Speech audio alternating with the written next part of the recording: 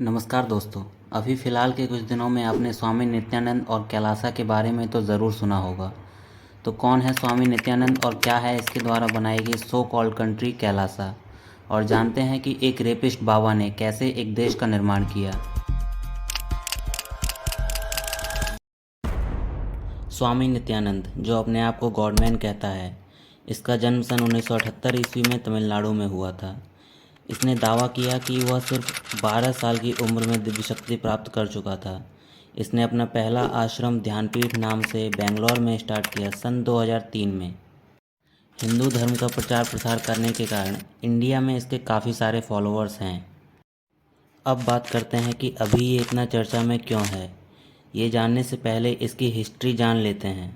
United States of Kailasa, the country constituted by controversial godman and rape accused Nityananda. में जाएं, इस ढोंगी बाबा के बारे में हम बात करें जिसने एक फर्जी देश बनाया और हिंदुओं को बदनाम करने की कोशिश कर रहा है। The fictional nation of the United States of Kailasa, founded by self-styled godman and rape accused Nityananda, actually स्वामी नित्यानंद ये वही बाबा हैं जिसने हिंदू राष्ट्र बनाने का दावा कर दिया है। यहाँ तक कि बाबा के प्रतिनिधि संयुक्त राष्ट्र के सम्मेलन तक पहुंच गए। दोस्तों, स्वामी नित्यानंद के ऊपर सन 2010 में एक एक्ट्रेस के साथ अवैध संबंध का मामला सामने आया था। सन 2018 में कर्नाटक में एक महिला के साथ रेप का आरोप लगाया गया। उसके एक साल बाद सन 2019 में उस पर एक ही परिवार के 3 बच्चों को अगवा करने का आरोप लगा। छानबीन करने के बाद बाबा को गुजरात पुलिस द्वारा अरेस्ट कर लिया गया, लेकिन कुछ दिनों की जमानत मिलने पर बाबा जी इंडिया से फरार हो गए। दोस्तों, इंडिया से जाने से कुछ दिन पहले ही बाबा ने अपना नया पासपोर्ट जारी करवाने के लिए अप्लाई किया था, लेकिन उसे रिजेक्ट कर दिया गया, जिससे अंदाज़ा लगाया जाता है कि नित्यानंद सितंबर 2019 को इंडिया से फरार हुआ था। फरार होने के एक हफ्ते तक बाबा कहीं नज़र नहीं आए, लेकिन फिर एक हफ्ते बाद ही बाबा ने अपने सोशल मीडिया अकाउंट पर एक पोस्ट डालते हुए नज़र आए। और बाबा ने कोई साधारण पोस्ट नहीं बल्कि ऐलान किया कि उसने एक अलग हिंदू राष्ट्र बनाया है, जिसका नाम रखा है कैलासा। जी हाँ दोस्तों, सही सुना आपने, एक भगौड़े बाबा ने एक राष्ट्र का निर्माण किया।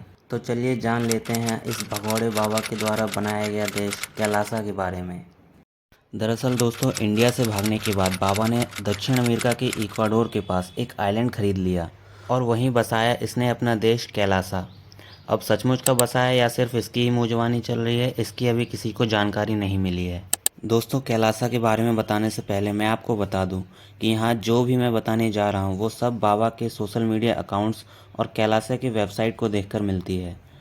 दोस्तों, बाबा ने अपना पहला काम किया कैलासा की एक ऑफिशियल वेबसाइट बनाना। बाबा उस वेबसाइट के थ्रू ही अपनी मनगढ़ंत बातें बताता है। वो दावा करता है कि कैलासा एक प्योर हिंदुइज़्म नेशन है। यहाँ हिंदुओं का कानून चलता है। मनुस्मृति, जिसे कि भारत में बहुत नीचा माना जाता है, ये उसी के बेस पर अपना संविधान लिख रहा है। चलिए दोस्तों, देख लेते हैं कि इसकी वेबसाइट में और क्या क्या है। इसकी वेबसाइट के अकॉर्डिंग कैलासा के अलग अलग डिपार्टमेंट भी हैं, जैसे department of commerce, department of health, department of education etcetera.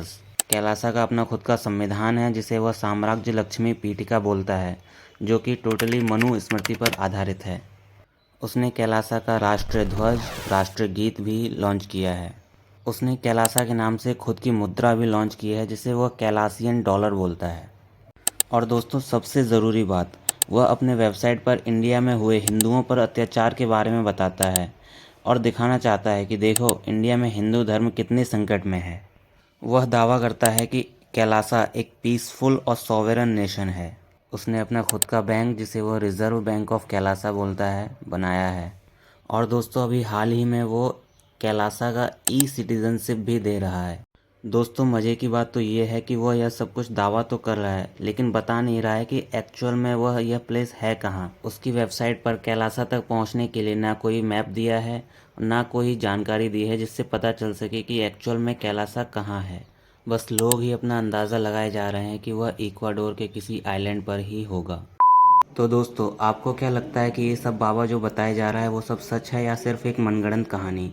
Comment box में कमेंट करके ज़रूर बताइए। और दोस्तों, आप लोगों से एक रिक्वेस्ट है कि मुझे सपोर्ट करने के लिए चैनल को सब्सक्राइब करके जाइए। धन्यवाद।